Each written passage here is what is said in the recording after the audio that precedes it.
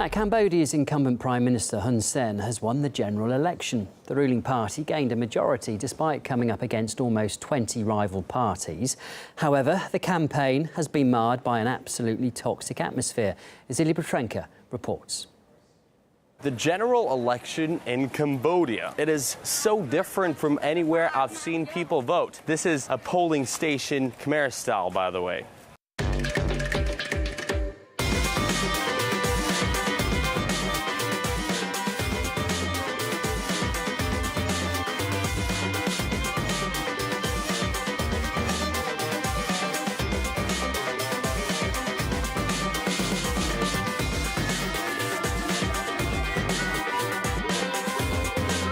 Doors here open at 7 in the morning and close just after lunchtime at 3. The party that came second last time, securing almost 45%, has vanished from the ballots with no successor. Quite a few things, though, are way too familiar. Foreign interference cannot stand in Cambodia democracy. The Prime Minister's government simply wants to silence the opposition.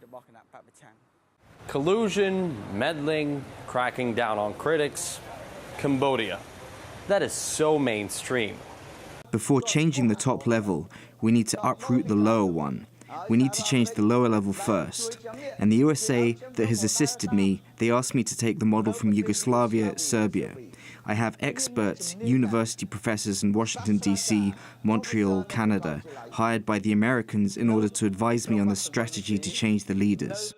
That was the leader of Cambodia's National Rescue Party, runners-up in 2013, talking once about U.S.-backed regime change. And so, on charges of treason, Kem Sokha was thrown behind bars last year. The government then went after the whole party for what it called conspiring with America. So, right now, there is no such name of CNRP on that list. Uncle Sam has been trying many tools to scheme in Cambodia, like NGOs or foreign media, so say local officials. That's how they've justified cracking down on a handful of American-funded outlets and groups, which include Radio Free Asia or the National Democratic Institute. You team up with the opposition to overthrow the men in charge, you leave Cambodia. That's the gist. They never stop. They still want to continue their mission to topple the government. As we are a young boy and you are a big boy, how can you push down a small boy and you're asking for democracy and human rights? So Prime Minister Hun Sen, who first took power more than 3 decades ago, after once losing an eye in combat, ended up running for parliament with no mighty enemies on the ballot box battlefield.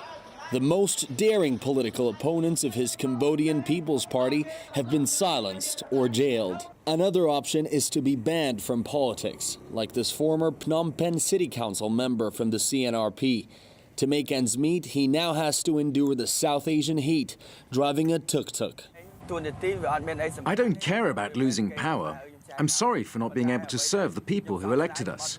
Democracy in Cambodia was dead when the government got rid of the opposition party, which represents almost half of the country. I say it's time for our Prime Minister to step down. For peace and development, our country needs to keep going without any violence or war. So we need to consider what happened in Ukraine, in the Middle East, in Afghanistan, where wars started by the US are still not over. Under the CPP government, Cambodia has shown steady year-on-year economic growth. However, it is still among the 3 poorest countries in the region, with a depleted and impoverished countryside. Ilya Petrenko reporting from Cambodia on Election Day for RT.